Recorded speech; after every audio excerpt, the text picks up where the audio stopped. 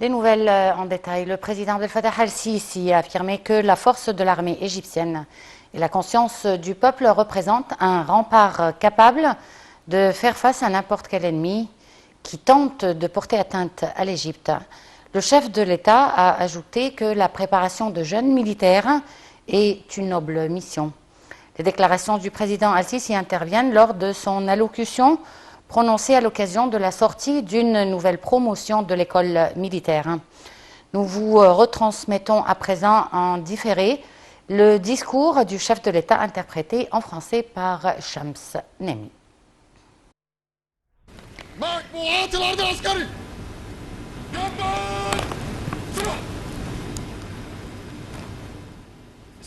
Au nom de Dieu, tout miséricordieux, en réalité aujourd'hui, je n'ai pas préparé un mot ou un discours pour les diplômés dans cette journée. Mais je tâche de leur dire au début, je les félicite, je félicite les familles, les parents qui ont, oui c'est vrai, je les félicite, qui ont déjà consacré tout leur temps et ont éduqué, et bien financé pour les études de leurs fils qu'ils présentent pour l'Égypte, pour que leurs fils soient les garants qui doivent protéger la sécurité et l'aspect paisible de l'État. C'est une chose très grande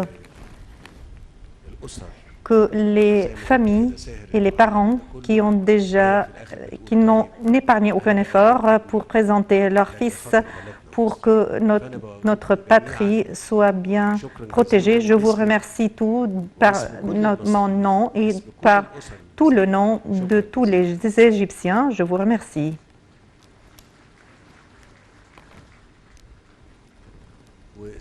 Et permettez-moi de saluer toutes mes félicitations à tous les fils et les étudiants qui ont les diplômés de toutes les académies militaires. Et permettez-moi de leur dire que votre mission, que vous avez eu beaucoup de pratique pour l'assumer, est une mission très honorable et ultimement honorable. C'est la mission de la protection de la souveraineté et l'intégrité de la patrie ainsi que vos proches et vos concitoyens. C'est une mission très grande et en réalité, tous les sacrifices que vous présentez de sang et de leur esprit, ce n'est pas seulement les études, non. Vous présentez vos esprits et je crois que la vie est la chose la plus précieuse qu'on possède. Je vous salue et j'espère que vous ayez beaucoup de chance dans votre vie pratique et je vous conseille d'avoir beaucoup d'attention et d'avoir l'éducation et la science. Et il existe une autre chose qui est très importante. Vous avez besoin de déployer tous les efforts en collaboration avec les recrues qui se trouvent dans vos unités. Cette sensibilisation est une chose très importante et très dangereuse. La force de l'armée est indiscutable et nous disons toujours grâce à Dieu. Grâce à Dieu, personne ne peut agresser l'Égypte. Premièrement, parce que l'Égypte n'a jamais agressé un pays et parce que la puissance de notre armée est très grande et capable de protéger son sol contre tout assaillant. Mais c'est très important aussi, une mission, c'est la construction ou bien faire la sensibilisation des recrues qui vont passer seulement une année dans l'armée il doit lui aussi prendre la responsabilité pour la partager avec sa famille. Personne ne rencontre notre pays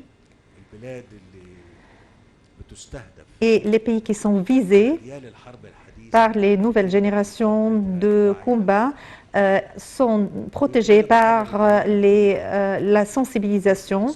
Et je réitère mes paroles et plusieurs personnes disent pourquoi je répète ces propos, mais je dois toujours signaler que c'est un grand risque, en réalité, un risque tel que les assaillants qui veulent viser notre patrie ou bien faire une agression dans notre patrie, parce que l'objectif final, et je le réitère à toutes les familles qui sont ici aujourd'hui, le procès, c'est comment comment inciter les peuples pour une guerre, une sécession.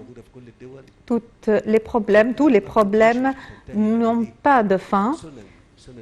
C'est une tradition dans notre vie que tout pays est visé par cela.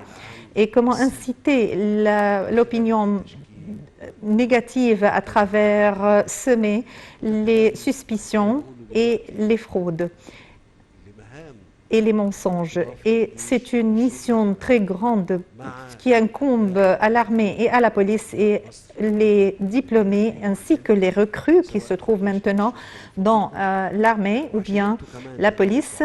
Vous devez leur instruire sur tous ces complots et vous devez comprendre cela. Les académies militaires doivent enseigner quels sont les principes de l'État. Je ne veux pas vous tarder.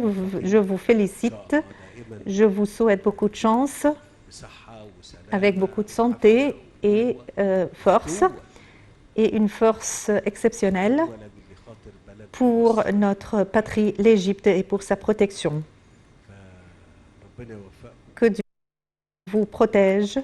Je vous remercie.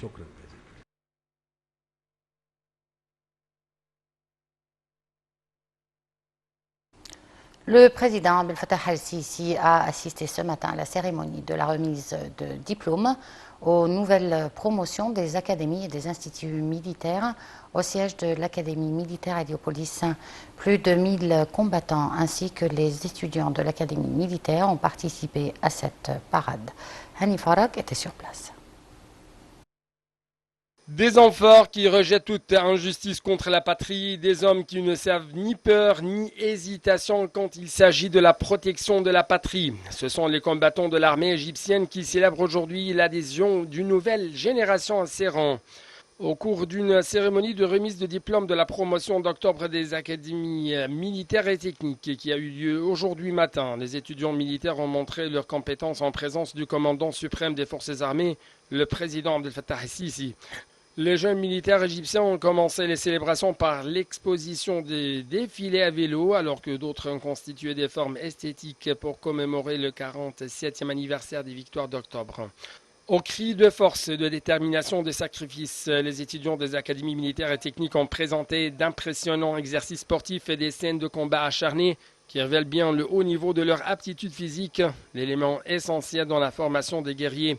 Une simulation de mission de guerre a été également exécutée conjointement par les étudiants des académies militaires et techniques des opérations de combat exigeant une haute coordination entre les différentes branches de l'armée égyptienne à partir d'infanterie jusqu'aux artilleries et blindés. Les jeunes militaires l'ont accompli selon les critères mondiaux dans le temps précis avec la plus haute compétence de combat. Devant la parade militaire générale qui regroupe toutes les académies militaires et techniques, le président Sisi a salué les familles des diplômés militaires, les martyrs de la patrie, en s'adressant aux diplômés pour leur souligner l'importance de l'engagement, de la discipline et de la science dans leur prochaine mission militaire. Toutefois, le commandant suprême des forces armées a mis en garde les nouveaux combattants contre une nouvelle guerre asymétrique, en insistant sur le fait que la guerre de conscience était une guerre très dangereuse. Selon le chef de l'État, sensibiliser les recrues dans les forces de l'armée et de la police, c'est une mission qui a été ajoutée aux autres tâches qu'assument les militaires et les policiers égyptiens.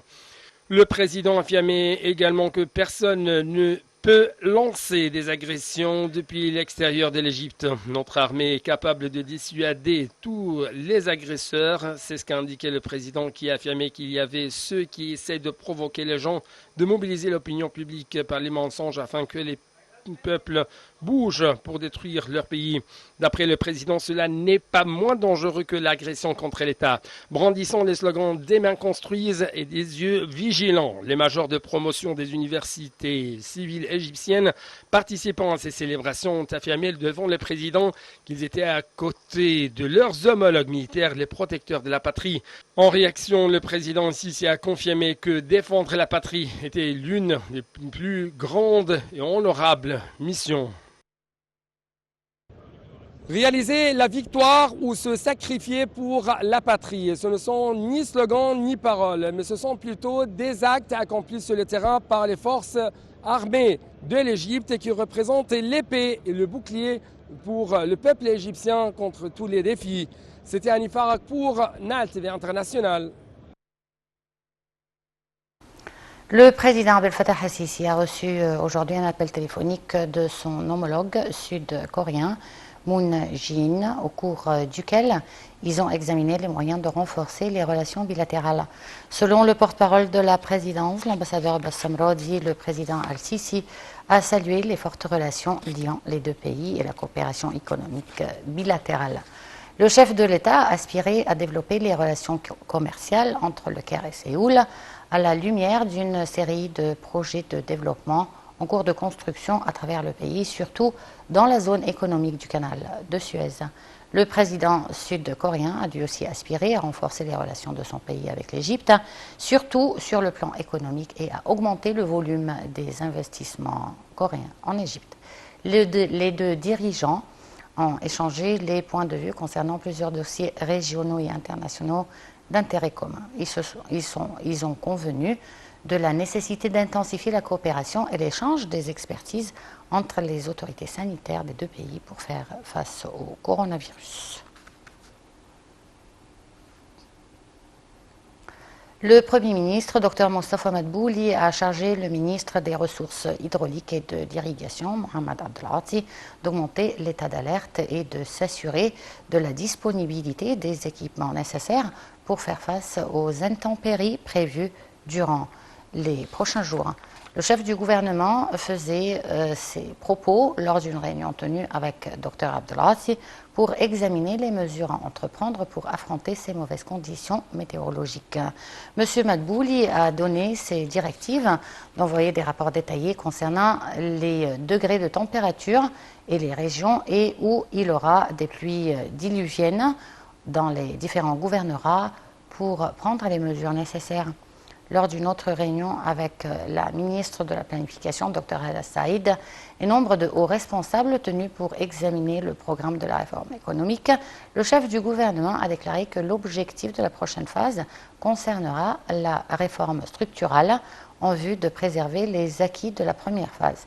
La prochaine phase doit également remédier au côté économique faible, encourager le développement de la création de nouvelles opportunités de travail, améliorer le climat des investissements et de relancer l'industrie locale.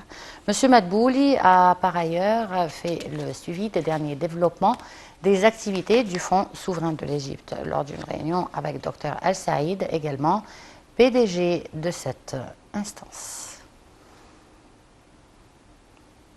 Les Égyptiens qui vivent dans 124 pays étrangers et arabes ont poursuivi aujourd'hui et imprimé les bulletins de vote pour la première phase des élections de la Chambre des représentants afin qu'ils puissent élire leurs candidats. Ils commenceront à voter demain et jusqu'à vendredi. Ils doivent envoyer leur scrutin via courrier lors des jours consacrés au scrutin demain, jeudi et vendredi. Une cellule d'opération a été mise en place sous l'égide du ministère de l'Immigration et des Expatriés et de l'Autorité nationale des élections. Et retour en Égypte, le Premier ministre, Dr Mostafa Madbouli, a effectué une visite d'inspection sur le chantier des travaux de découverte de la mission archéologique égyptienne à Saqqara, et ce, en compagnie du ministre du Tourisme et des Antiquités, Dr Khaled Al-Aneni, et du secrétaire général du Haut Conseil des Antiquités. Un commentaire. Les travaux de la mission ont débouché sur la découverte de nouveaux puits d'enterrement où sont enfouis de grands nombres de sarcophages colorés et emballés depuis plus de 2500 ans, en plus de statues en bois colorés et dorés. Dr Madbouli a tenu à descendre dans les puits pour inspecter les sarcophages découverts en guise d'encouragement des membres de la mission archéologique égyptienne. Il a à cet effet remercié les travailleurs du ministère du Tourisme et ceux du Haut Conseil des Antiquités pour leurs efforts assidus et leurs découvertes sans précédent annoncées de façon régulière. Dr El-Aneni a pour sa part remercié le gouvernement pour le soutien qu'il apporte aux dossiers archéologiques, ce qui a aidé largement à faire de pareilles importantes découvertes par les Égyptiens, en plus des exploits réalisés dans nombre de projets archéologiques et notamment l'ouverture de 5 musées avant la fin de 2020. Le Premier ministre a inspecté un des 3 nouveaux puits où l'on a découvert un grand nombre de sarcophages en bois coloré, soulignant que cette découverte sera annoncée dans les prochaines semaines dans une grande conférence de presse sur le site de Saqqara.